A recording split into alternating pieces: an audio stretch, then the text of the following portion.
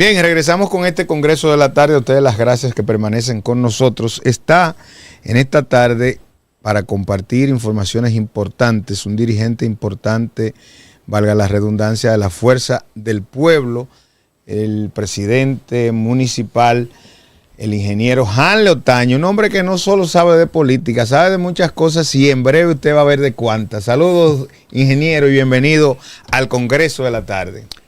La verdad es que es un gran honor estar aquí con ustedes, me complace mucho, es la primera vez que estoy a estas horas en Coco TV, así que la verdad que agradezco mucho el Congreso de la Tarde. Bienvenido. Hanley, el hombre agua, siempre hay que verlo así. Sí. El hombre agua. No es Aquaman, no, pero es el hombre agua. Pero en todo el sentido, tú tienes que saber que yo le estoy dando mucho seguimiento en TikTok con los recorridos de senderismo que él hace y cómo él va también evaluando las cuencas acuíferas que hay dentro de la provincia y a veces se va un poquito más para allá.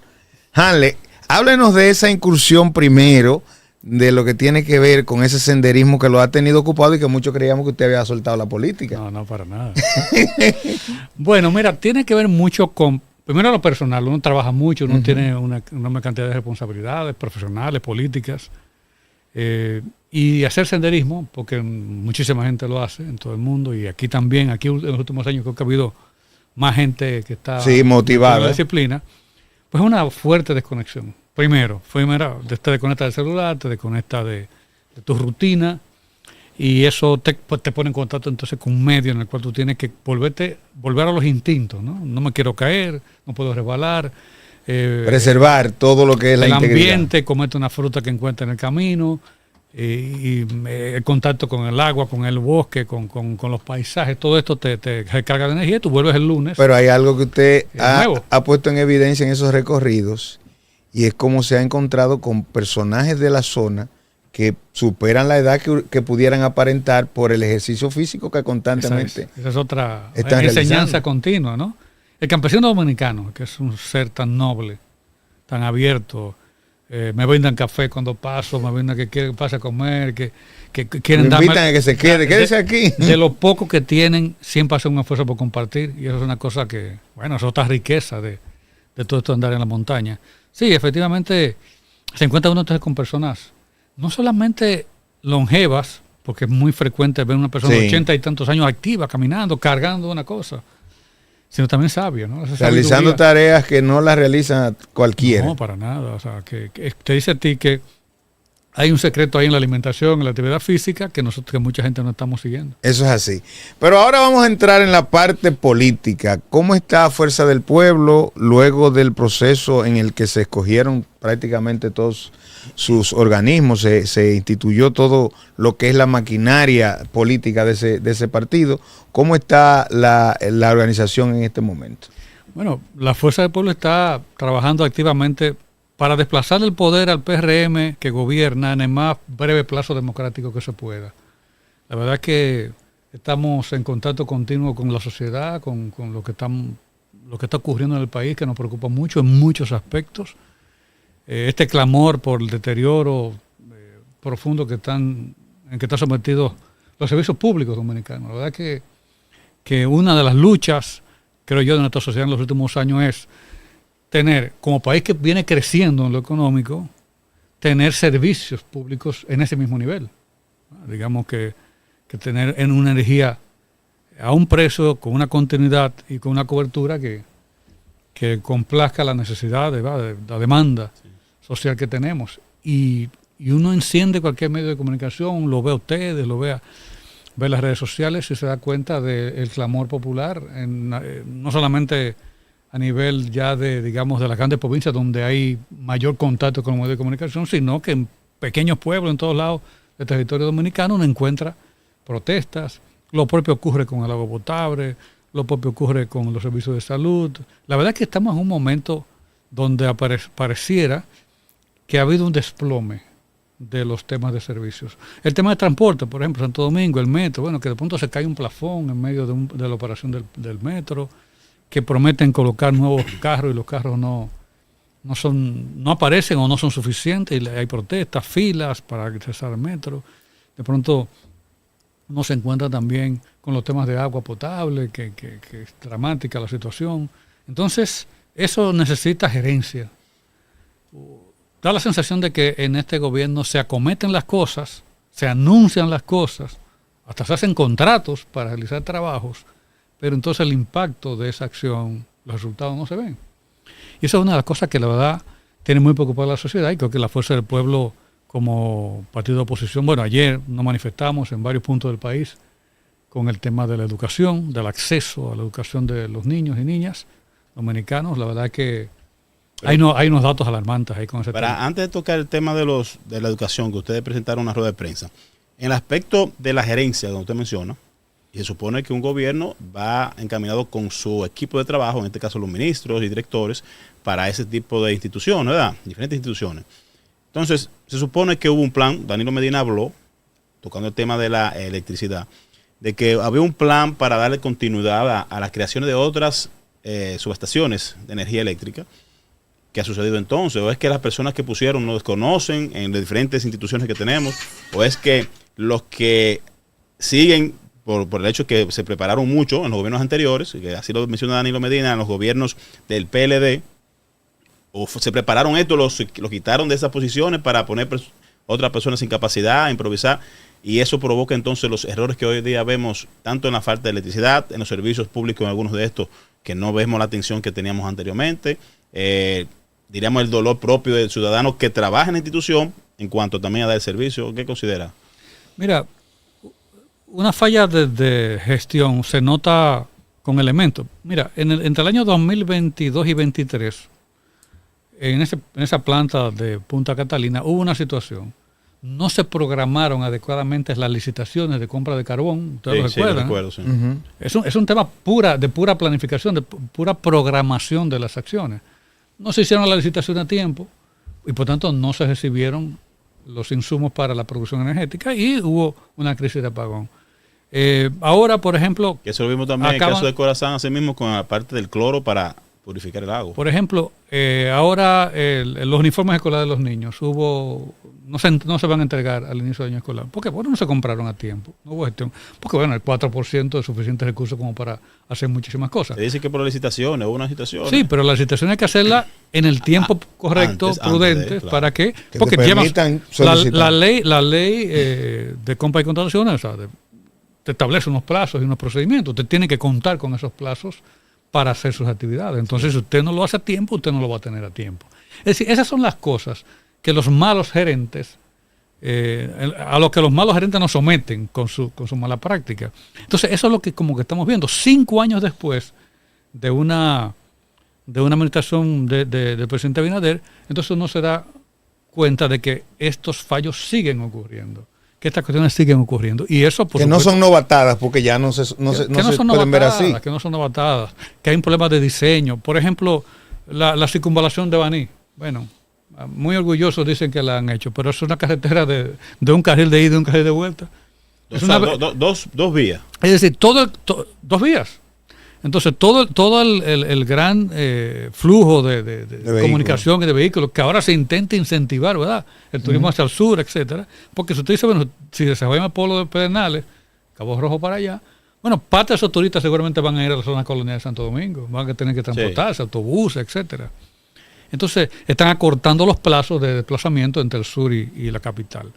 Bueno, pues entonces hagan una avenida, hagan una de circunvalación. Lo que han explicado es que esa es una primera fase y que luego se va a ampliar. Pero se ha quedado siempre en fases y fases. Siempre las ampliaciones de ese tipo de carreteras son muy difíciles. Y salen muy costosas. Porque hay que hacer expropiaciones. Claro. Usted deja 5 años, 10 años una carretera con ese nivel de cobertura, se va llena de gente. Está poblada totalmente. Entonces, o no conocen la sociedad dominicana o no conocen... Yo creo que eso es parte. Pero, ingeniero, hay algo que es interesante. Usted es el hombre que, bueno, la gestión suya quizás fue la que tuvo más luces en Corazán de los últimos tiempos que hemos conocido. La actualidad que tenemos con relación al agua es deplorable. No hay un sector en Santiago que no tenga quejas con relación al agua. Sin embargo, vemos intervenciones de Corazán por todos lados. ¿Esto a qué usted entiende que responden y cuál sería en el caso suyo una posible solución a todo esto que estamos viviendo? Mira, en el caso de Corazán ha habido un deterioro, un descuido de políticas centrales de servicio. ¿Qué quiero decir con esto? En los últimos años incluso se ha intentado, no sé el resultado exacto, no estoy en el día a día, pero intentado incluso incrementar la producción de agua. Se introdujo un sistema en la zona de la Canela, por ahí. Bueno, la Noriega un poco se habilitó, también en Cienfuegos, etcétera. O sea, intentando aumentar la producción, ¿no?, disponible para poner en las redes. Ahora, ¿qué es lo que no se ha hecho? Lo que siempre discutimos en Corazán, y yo creo que fue lo que un poco hace que la gente recuerde esa gestión que hicimos. Afectar a la demanda de agua en la ciudad. ¿Cómo? Reduciendo las pérdidas, reduciendo el consumo per cápita de santiaguero. Fíjense que yo le pregunto a ustedes, ¿cuántos años hace que ustedes no escuchan una licitación para la adquisición e instalación de medidores en Corazán? Precisamente voy a decir eso, que Hace siempre tiempo se ha escuchado decir que no hay medidores. Y si es que es tan difícil esto, es que No es tan hay que difícil. mandarlo a hacer, o un medidor específico, Bueno, ¿qué es lo que pasa? En los años 90, principios del siglo hasta que yo estuve por ahí, y no quiero decir que yo solo, los anteriores directores de Corazán también, antes de yo ser director, seguimos todos una política de incremento de la cobertura de medición. Sí. En mi gestión llegó a ser casi 70% los usuarios con medidores. Puedo interpretar entonces, ingeniero, que a pesar de que puedan involucrar nuevas vías, nuevas fuentes para suplir, si no tenemos el control del consumo, no hay solución. No hay solución, porque estamos hablando de que, por ejemplo, una familia promedio, para que la gente lo entienda, podría consumir perfectamente en un apartamento en Santiago 20 metros cúbicos al mes, y le sobra, es muchísimo ese cantidad consumo. de agua. Ahora, si no tiene un medidor, si el consumo de su vivienda no está regulado por una facturación ligada a la medición, entonces usted consume 40 o consume 60 u 80. Sí. Imagínense en una casa, por ejemplo. O imagínense que usted tiene una cisterna, la flota no la arregla bien, pero no le miden.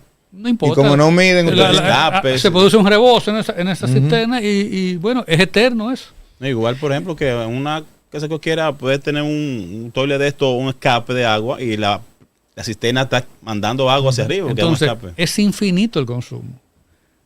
Una política adecuada de gestión del agua implica que usted mantenga el consumo per cápita en unos rangos definidos. Pero también otras pérdidas económicas, financieras, comerciales, que tienen que ver con cómo usted va incorporando usuarios a la red. Por ejemplo, yo digo con orgullo, en mi gestión fuimos a la Yagüita de Pastor y pusimos medidores en la Yagüita de Pastor, cuando ni siquiera de norte, bueno, quizás no tenía medidores. Sí. Ahora, ¿cómo lo hicimos? Una gestión comunitaria, con la Junta de Vecinos, poniéndole primero un tope. Dice, mira, aunque tú consumas 40, te vamos a facturar 20 por 3 o 4 meses para que tú te acostumbres al tema del medidor, etcétera. Y íbamos logrando que la gente entendiera el medidor como una ventaja. Yo considero Corazán que planifica, perdón Ángel, Corazán planifica al tiempo, o sea, ¿cuántos años, por ejemplo, se hace la planificación? Y si todas estas excavaciones que estamos viendo estaban dentro de esa planificación. Hay un plan operacional. Bueno, se supone que hay primero una mirada más larga, de 5, 10 años, que tiene que ver con un plan, digamos, estratégico, donde ustedes trazan líneas generales. Después, cada año, pues hay planes operativos, acciones que se van dando.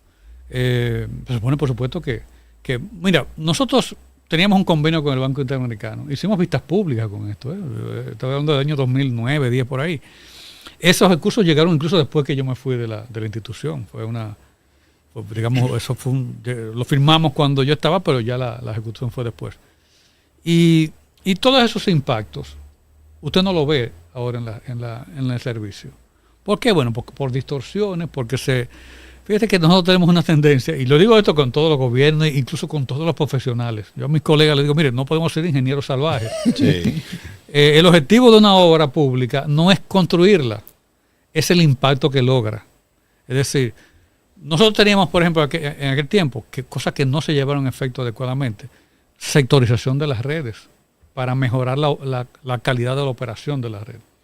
Eso no se ejecutó adecuadamente. ¿Por qué? Bueno, porque era más bonito hacer un tanque en un sitio, era más bonito, cosas más visibles, que impactaran. Que generar una capacidad instalada que implica no solamente la obra, sino personal técnico, equipamientos, logística, de sustitución de activos, para entonces sostener una operación 10, 15 años. Entonces, ahí es que estamos, ahí es que está el meollo del asunto. Habrá medidas momentáneas, muchos anuncios, inauguró un tramo de línea. No, es gestión. Ustedes tuvieron como partido, Fuerza del Pueblo, por el lado de Jánico, haciendo un tipo de rueda de prensa también. Sabana Iglesia, sí. Caso dramático ese. Que en verdad no entiendo, porque también fueron hacia esa zona a hacer unos trabajos por parte de Corazán, y que el presidente también tuvo, creo, presente por su lado. ¿Fue así?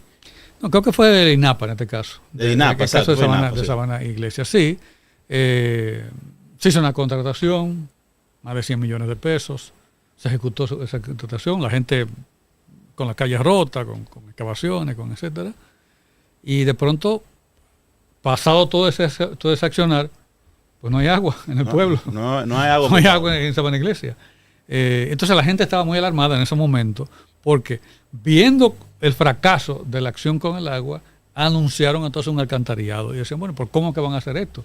Tú sabes que un pueblo como Sabana Iglesia es un poco disperso, o sea, sí, no tiene una densidad, sino que hay una casa aquí, otra allá, la gente no vive uno arriba de otro. Que no es muy llano incluso. No es muy llano también. Entonces decían, bueno, ¿dónde que van a hacer la planta? ¿Cómo que van a hacer las redes? Entonces la gente, frente a la ignorancia y frente al fracaso del agua, decían, bueno, pues... Entonces hicieron una inversión de 100 millones, pero una inversión que se puede comprobar que se hizo.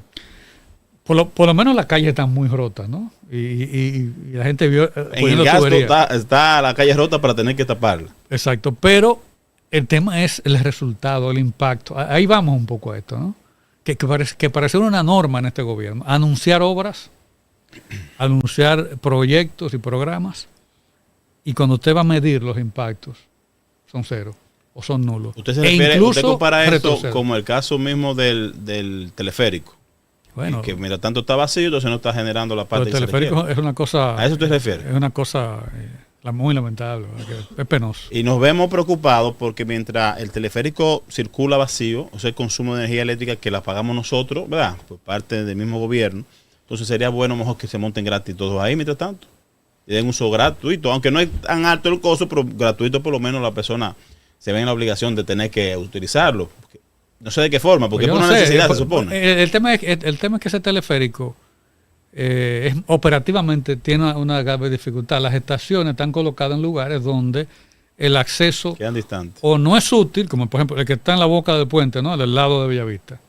Bueno, ¿quién va a venir de Pastor a coger un carro para montarse ahí para cruzar de cada lado del río? No tiene sentido. Que ya está al otro lado del puente. Y el otro que está allá arriba, en la Yagüita, Pastor más arriba, pues tiene la dificultad de que tampoco nadie va a tomar un motoconcho, por ejemplo, para encaramarse allá arriba, para entonces salir. Entonces, utilizaría el motor para salir. Lo mejor completo. Es que hagan un esfuerzo de completar el sistema que vaya por lo menos hasta la Universidad a la Autónoma de Santo Domingo, para que por lo menos los estudiantes desde la circunvalación pues pueden llegar allá. Se considera que ese debe ser el impacto para que tú se pueda hacer el transfer que se dice con el monorriel. Es muy extraño. Que ese es otro tema. En el caso de la rueda de prensa que ustedes dieron ayer con relación a la parte educativa, ¿qué exactamente es lo que Fuerza del Pueblo está señalando con relación al tema?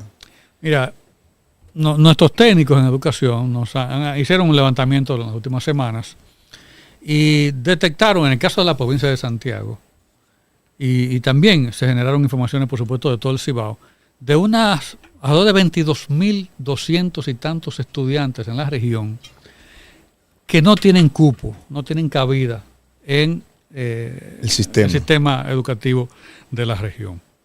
Estamos hablando de que en Santiago superan los 6.000 y tantos estudiantes. Fuera, sin cupo. Fuera, que le han dicho que están en lista de espera o que no tienen cupo. Y ahí surge entonces la creación ¿Cuánto en total? Aulas móviles. Son 22.200 y tantos los que se detectaron.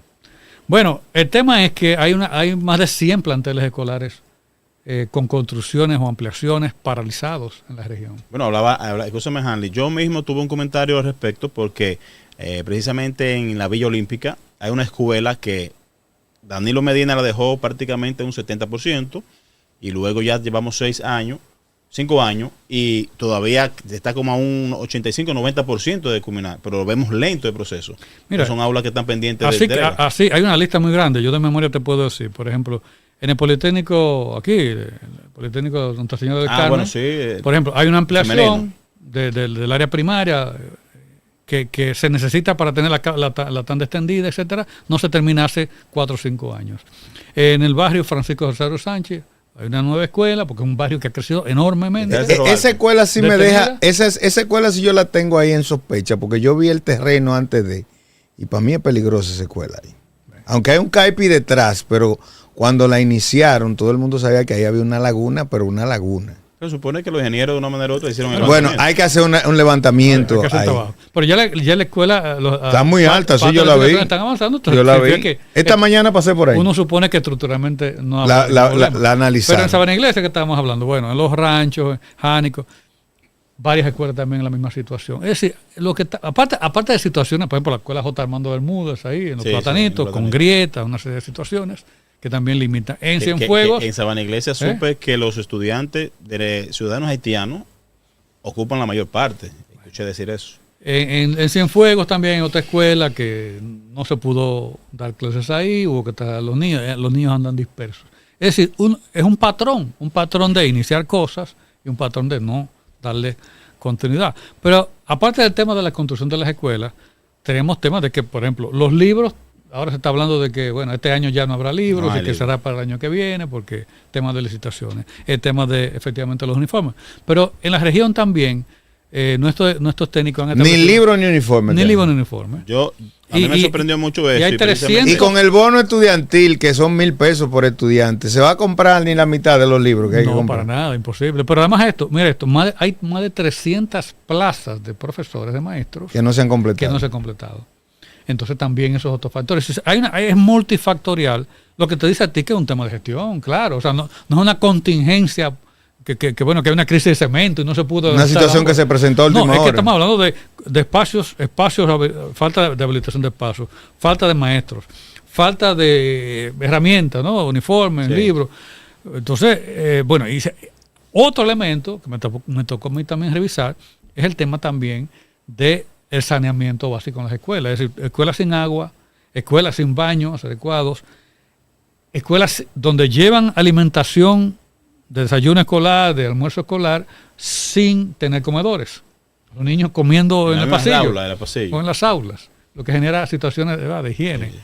Es decir, todas estas cosas, donde estamos hablando de que un elemento fundamental del desarrollo, lo sabemos, y ahora con todo este tema de la tecnología que está tan rápido avanzando, ¿cómo es que nosotros podemos decir, este año escolar peligra, este año escolar va a ser deficiente por mala gestión de la autoridades? Tú sabes que en el aspecto de educación, por el Ministerio de Educación como tal, desde que inició el gobierno hemos visto como una parálisis en esto, no hemos visto un avance, y desde acá hemos dicho nosotros, en el caso de Ángel Hernández que no está, le decíamos que nos presente algo, que nos diga algo, pero supuestamente hace unos planes a futuro que nunca en un momento dado no lo hemos visto. Aquí una persona decía que hay unos planes muy buenos, pero de aquí a allá fácilmente cualquiera se muere de falta de educación y se queda entonces fuera de. Pero se supone que debemos ir teniendo respuestas contundentes, pero las respuestas que tenemos son lo contrario. Esta mañana a mí me envía un mensaje, usted sabe que de los medios que estamos las personas se nos comunican, y me dice la dama lo siguiente, yo quiero compartir con usted esto. Dice ella lo siguiente. Buenos días, corazón. Primeramente Dios le bendiga. Y después para decirle, ¿usted no cree que usted pueda conseguirle a la hija mía un par de cuadernos de instituciones que dan? Empezamos el 25 la clase. El lunes. Que ahora no le van a dar el uniforme a los muchachos de nosotros en la escuela. Y usted se imagina el problema mío ahora. Pero también hay otro dato que ella menciona acá. Porque si hubiera sido con el uniforme como antes, que era kaki, va más suave, todavía ya tiene los pantalones no tan mal, ni los polocheses, pero ahora no lo cambiaron, ahora son azules. ¿Usted se imagina? Entonces, yo pregunto, en esa parte, habla incluso de los cambios del uniforme. ¿Cuál es en sí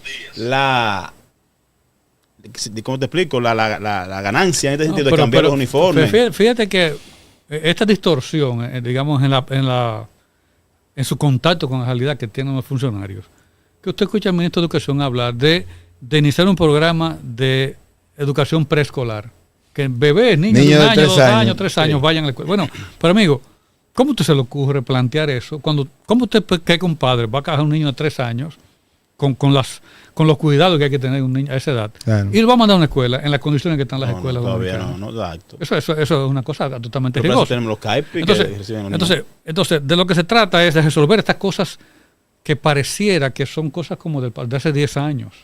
De hace 15 años atrás. No, o sea que ya nos olvidamos. Yo dije aquí el lunes que estamos en el gobierno de la cápsula del tiempo, nos devolvió al 90. Así es. Es decir, usted pensar que temas de uniforme y de útiles escolares, que ya son cosas como que hace muchas décadas que se vienen. Yo me imagino que los cronogramas de licitaciones, cómo esas cosas están hechas, se supone. Y hasta las especificaciones, que hay que revisarle alguna cosilla. Pero algo como que es rutina. Bueno, en tal fecha del año se lanza esa licitación y eso está hecho. Debería ser. Entonces encontrarnos con estas contingencias a estas alturas, definitivamente lo que te dice es que la fuerza del pueblo tiene que seguir trabajando, que el pueblo dominicano tiene que unirse a la oposición para desalojar a esta gente del gobierno, sin duda alguna. Dicen muchos del gobierno mismo que el gobierno está haciendo el trabajo para que en el caso de la fuerza del pueblo llegue más fácil. Y vemos al presidente Abinader que se refiere, en el caso del presidente Fernández, que lo invite incluso a que fuera del país vaya a ver lo que está sucediendo acá. Vimos que el presidente Fernández le respondió que lo invitaba que vaya a Moca, vaya a Licey a ver la producción. Que sí, es la desconexión. Fíjate que el poder obnubila. Ustedes vieron, por ejemplo, al ex senador Paliza, que ahora es ministro de la presidencia, que no se acordaba de un colega de él, del Senado, que estuve ahí. Tú sabes que eso fue de manera irónica, que se la soltó. A 20 metros. A Iván Lorenzo. Y resulta que es que el poder te va generando esas cosas.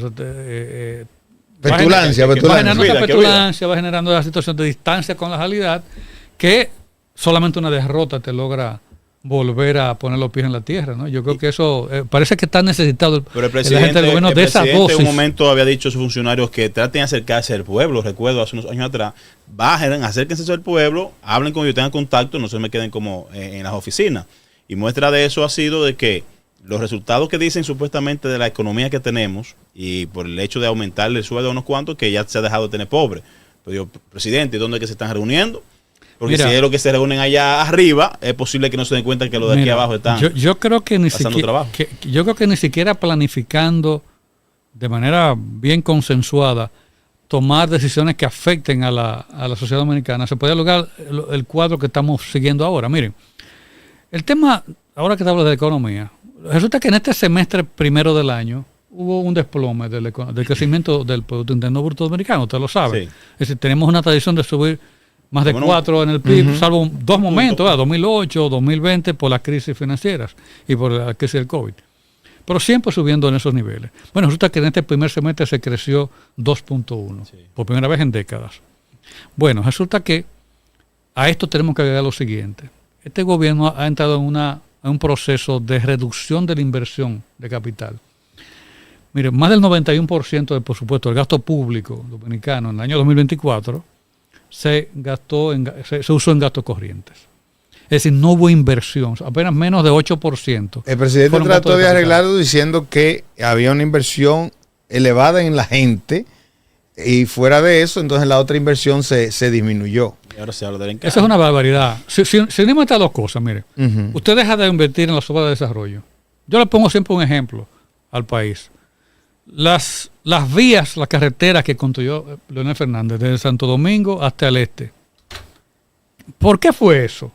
Eso fue para crear una infraestructura de apoyo al desarrollo turístico. Sí. Para potencializar el turismo. Y a partir de ahí se generaron empleos, se atrajo inversión pública extranjera, se generaron que productores de Cibao, por ejemplo, produzcan alimentos para el sector turismo, que jóvenes que están en programas de diversión, de música, de cultura, vayan y se ganan la vida en el turismo, que gente de publicidad, que gente de marketing también trabajen con las empresas turísticas. Es todo un conglomerado de acciones que esa infraestructura permite entonces ese desarrollo. Cuando usted no hace eso, usted va disminuyendo las oportunidades. Pero si a esto usted le suma que hay una reducción en la calidad de la educación de los dominicanos de esta generación, de estos niños de hoy, que son los que van a tomar el relevo de la actividad productiva. Si usted une esas dos cosas, menos gente preparada y menos infraestructura disponible y útil para generar riqueza, usted está empobreciendo la República Dominicana. Como lo dijo, estamos en una cápsula de... Usted cápsula está proyectando una República Dominicana con crecimientos menores, con desarrollo menor, con educación menor en el futuro. O sea, usted está atentando contra el futuro de los dominicanos, porque, miren, no todo lo que usted hace hoy es para hoy. No. Buena parte de lo que usted hace hoy tiene que tener un impacto. Usted busca un impacto en el mañana. Entonces, lo que estamos es penalizando a esto. Si usted a eso le une los temas medioambientales, de sostenibilidad ambiental que estamos teniendo en el país, con parálisis en las políticas de desechos sólidos, por ejemplo. Aquí hay una discusión con la ley de desechos sólidos. Bueno, pero resulta entonces que usted va a Jarabacoa y el vertedero de Jarabacoa es a cielo abierto. Con una cantidad de lixiviados vertidos en el arroyo que terminan todos en el río Yaque. Si usted se va a la costa, entonces usted ve que hay que hacer con frecuencia acciones de limpieza de playas, porque la cantidad de plástico que están llegando es brutal. Sí. Si usted se va ni hablar de Santo Domingo, ni hablar de Puerto Plata, polos turísticos, polos de desarrollo, el caso de San Cristóbal, por ejemplo, Jaina, que es una contaminación brutal. Es decir, todo esto implica una reducción de la calidad de vida y del desarrollo del futuro inmediato de la República Dominicana. En ese mismo aspecto, Hanley, la queja de los moradores del sector universitario aquí en Santiago con relación al paso del monorriel, ¿qué opinión te merece y qué tanto impacto tú entiendes que eso pudiera producir en esa área ecológica que ellos están tratando de proteger? Pues mira, eso está en la justicia, ¿verdad? La justicia entiendo que está... Ya le fallaron el fallo en contra. Bueno, en una primera instancia. Entiendo que habrá otras revisiones. Yo no soy abogado y por tanto no conozco tanto el proceso judicial, pero entiendo que habrá otras, lo que me han dicho, ¿verdad? Que habrá otras posibilidades de verlo. Mira, yo entiendo que una obra como esta debe tener una licencia ambiental muy detallada, ¿verdad? En la cual se haya expuesto los impactos reales, no impactos ficticios ni maquillados, impactos reales. Que se ha improvisado demasiado en esto. Sí, bueno. Entonces, yo entiendo que la justicia debe estar revisando que la licencia ambiental de esa obra haya medido el impacto de su paso a través de este cuerpo natural el de agua. Fallo de la primera instancia establece precisamente que eso estaba contemplado en el inicio, pero el recurso cautelar que ellos sometieron precisamente sale por eso, porque ellos dicen, esa no era la ruta original. Pero todos sabemos que ahí va a haber un tema de pujar de un lado y de otro, y es la obra cumbre, la principal obra cumbre del gobierno, que no la va a dejar de alguna manera que se lesione por ahí. Pero el impacto ambiental que tú ves ahí que pudiera tener. No, mira, todo cuerpo de agua, naturalmente, es un tesoro que nosotros tenemos que cuidar, porque un manantial es una cosa imposible de... Ahora que estamos en la época de la inteligencia artificial, ¿no? Que todo se puede duplicar, todo se puede falsear, ¿no?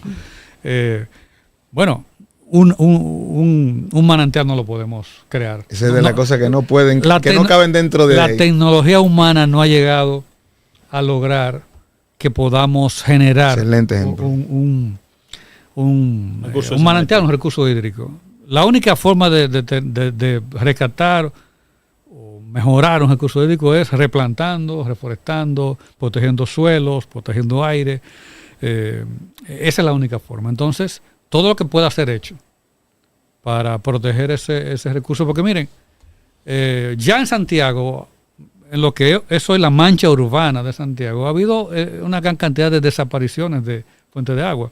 Yo leía, por ejemplo, el otro día un escrito de Edwin Espinal, un gran historiador nuestro de Santiago, ¿verdad? Que hablaba, por ejemplo, en lo que hoy es la calle Luperón, cerca de la iglesia de Altagracia, por ahí, esa zona. Ahí había un manantial, había fuentes de agua donde los santiagueros de aquella época iban a tomar agua para bebida.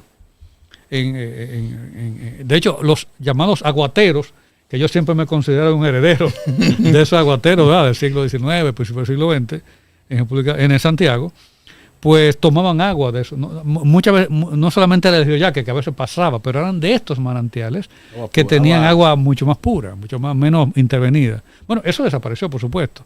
Y este manantial que existe ahí, que ustedes ven, por ejemplo, esa zona del Hollywood, por ahí, el antiguo cine Hollywood, todas esas zonas ahí que se mantienen con frecuencia, con lagunas. Bueno, es que ahí fluyen aguas subterráneas, ahora más con la impermeabilización de la ciudad, que hay mucha agua de escorrentía, pues son zonas de donde concurren estas aguas. Entonces, bueno, hay que proteger eso.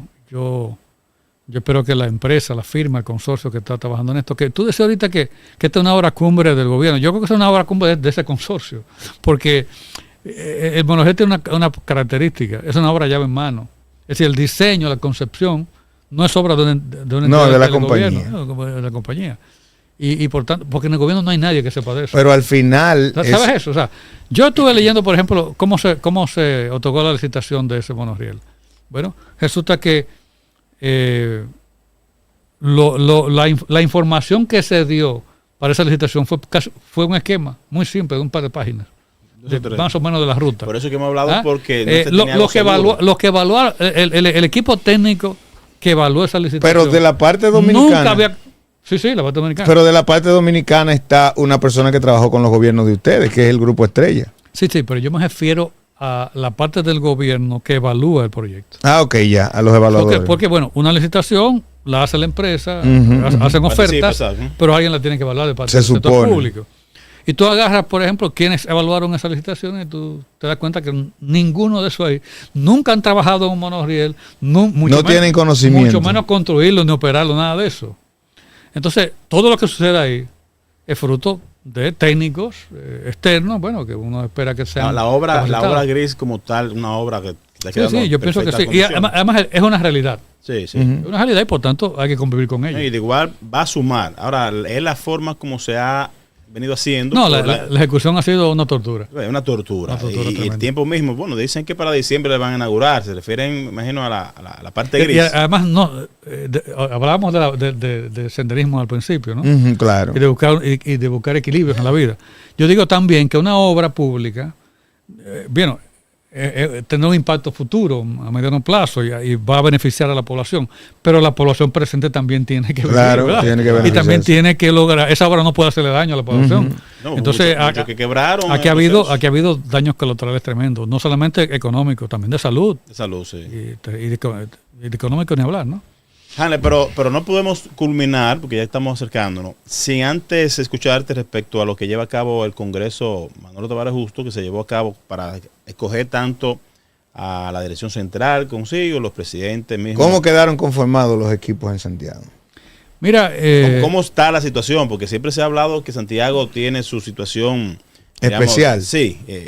¿Qué trae nuevo? ¿Cómo viene conformado? En Santiago ocurre lo que es propio de nuestra sociedad. Nuestra sociedad siempre, la gente ve la política como una forma algunos de acceso social, de incremento social, de notoriedad pública, una serie de cosas. Y es natural que haya refriega, que haya discusiones, que haya debate. Yo siempre andan mucho buscando... Yo siempre me distancio. Los compañeros de la Fuerza del Pueblo saben que, particularmente yo siempre me distancio un poco de eso, trato de no tener ese tipo de confrontaciones que al final vamos a estar todos juntos, vamos a luchar por lo mismo. Pero eso te puede costar, Hanley. No me meto, aconsejo, me acerco. Creo que conservo la oportunidad, la capacidad, digamos, de conversar con todos. Pero bueno, hemos desarrollado primero una etapa que fue de discusión, vamos a decir, de política más programática, donde se generaron unos nuevos estatutos, unas nuevas líneas organizativas, donde se reestructuró un poco el partido. Recuerden que la Fuerza del Pueblo se creó en medio de las elecciones del año 2020. Claro. Entonces, y después vinieron otras elecciones. Y no tuvimos tiempo como para estructurarnos adecuadamente. Este tiempo después de la elección del 24, pues sirvió un poco para eso, ¿no? Para una primera parte estructurarnos bien. La segunda ha sido de selección entonces de los aspirantes de la dirección central, los presidentes de las jurisdicciones municipales, de circunscripción, etcétera. Y entonces también eso se desarrolló con un entusiasmo para mí sorprendente. Para el país. La oposición misma se sintió, diríamos, un aspecto de que como si fuese unas elecciones normales, claro, de la asistencia que hubo. Eso deja mucho de qué decir del entusiasmo y el compromiso y la convicción que tiene la dirigencia de la Fuerza del Pueblo de que habrá una alternancia en el poder próximo al año 2028, porque hubo una cantidad de concurrentes a esos centros de votación enorme en todo el país. Y bueno, y además que salimos muy bien, es decir, sin contratiempos, sin mayores inconvenientes. Y bueno, yo pienso que la Fuerza del Pueblo entonces la próxima semana estará conformando ya sus bufetes, sus directivas a nivel provinciales, municipales y de la dirección política, etcétera, en la próxima semana. Lo estarán anunciando entonces para la próxima semana probablemente. Sí, yo pienso que a principios del mes de septiembre se concluirá, creo que en la primera semana de septiembre va a ser la conclusión y ahí se va a anunciar entonces ya finalmente toda la estructura. Y finalmente, ¿qué opinión merecemos de la puesta en circulación, de la rendición por parte de Omar Fernández en esa gestión? Bueno, maravilloso. Ahí en Senado. Yo creo que Omar va con los tiempos. Creo que vivimos tiempos donde el servidor público debe sentir y demostrar con hechos que tiene que rendir cuentas al electorado, a que le eligió. Sí, a quien lo eligió. Tiene decir qué hace, qué pretende hacer, cómo gastó sus recursos, cuáles son sus ideas y sus posturas ante cada uno de los temas de agenda que se presentan en la institución, en este caso del Senado de la República, donde se desempeña.